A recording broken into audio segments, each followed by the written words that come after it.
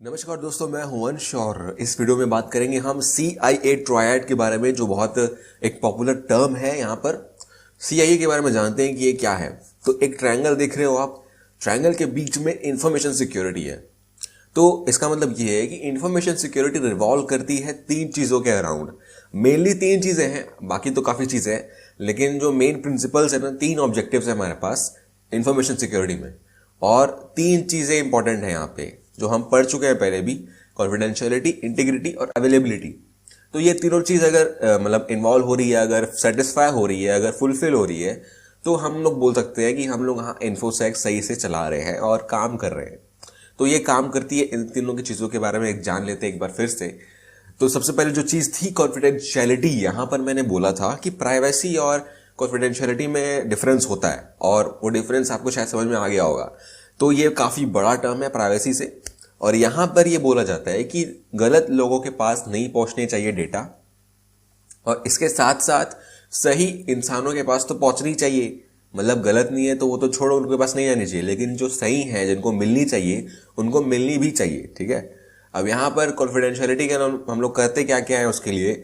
हम लोग डेटा का एन्क्रिप्शन करते हैं। बहुत सारे तरीके हैं एन्क्रिप्शन के, हम लोग देखेंगे उसको बाद में।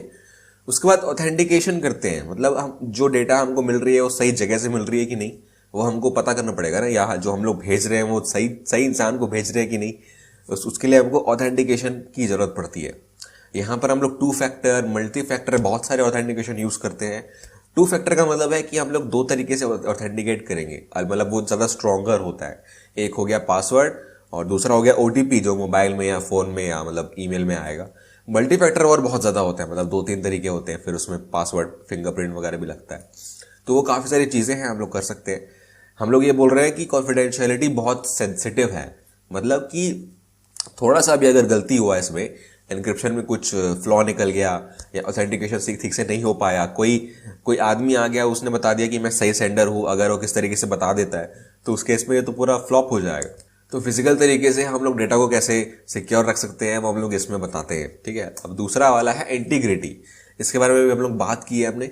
तो कंसिस्टेंसी होनी चाहिए डेटा में, मैं जिस फॉर्म में भेज रहा हूँ उसी फॉर्म में पहुंचनी चाहिए सामने वाले के पास। और ट्रस्ट वर्दी, मतलब सही जगह से आ रहा है, और उसके साथ कुछ ऐसा सिग्नेचर होना चाहिए कि बता पाए कि हाँ ये सही जगह से आ रहा है डेटा जो है।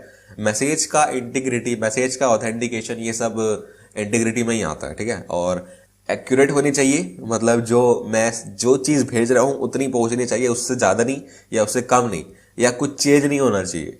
और यहाँ पर वही लिखा है कि ट्रांजिट में चेंज नहीं होना चाहिए। ट्रांजिट मतलब जब डेटा ट्रैवल कर रही है, जब डेटा एक जगह से दूसरी जगह जा रही है इंटरनेट पे, नेटवर्क पे, उस टाइम पे कोई चेंज नहीं होना चाहिए बीच में।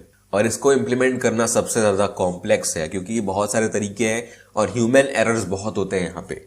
यहाँ पर हमको मतलब इंटीग्रिटी रखनी है डेटा की, तो बैकअप्स बनाने पड़ेंगे अपने खुद के, ताकि हम लोग पहले रेफर कर पाए कि जो डेटा हम लोग लॉस्ट कर चुके हैं या जो मॉडिफाई हो चुकी है वो पहले कैसे थी।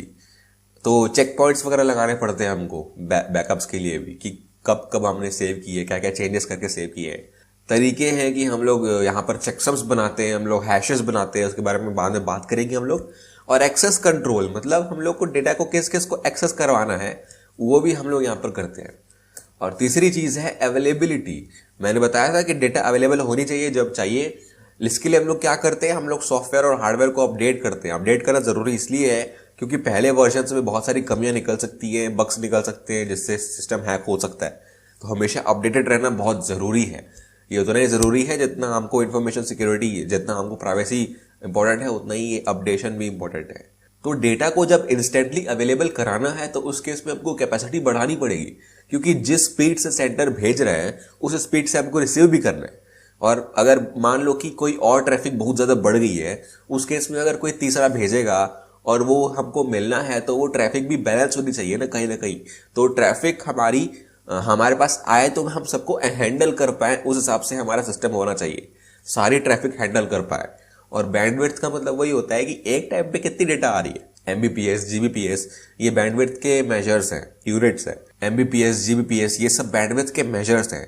तो इसके लिए हम लोग क्या करते हैं, हम लोग फायरवॉल्स लगाते हैं, ताकि जो मतलब खराब ट्रैफिक है, जो मलिशियस ट्रैफिक है, वो हम लोग रोक पाए, ब्लॉक कर पाए, सिस्टम पे आने से पहले ही ब्लॉक कर पाए। दूसरी चीज है पैच मैनेजमेंट या डिजास्टर रिकवरी। अगर कोई डिजास्टर होता है, अगर कोई सिस्टम कॉम्प्रोमाइज होता है, तो उस केस में मतलब सिस्टम जब ठप हो जाता है तो उस केस में हम लोग को रिकवर करना आना चाहिए। और पैच मैनेजमेंट एक अलग टॉपिक है, इसको हम लोग पढ़ेंगे। और फिर लोड बैलेंसर्स आते हैं। लोड बैलेंसर्स का मतलब यही होता है कि अगर एक सर्वर पे डेटा आ रही है, ट्रैफिक आ रही है, उसको अलग अलग सर्वर्स पे डिस्ट्रीब्यूट कर देना, ताकि सब में जो लोड है वो मतलब एक लिमिट के अंदर ही रहे, जितना वो हैंडल कर सकते हैं। नेक्स्ट वीडियो के लिए देखते रहिए और थैंक यू।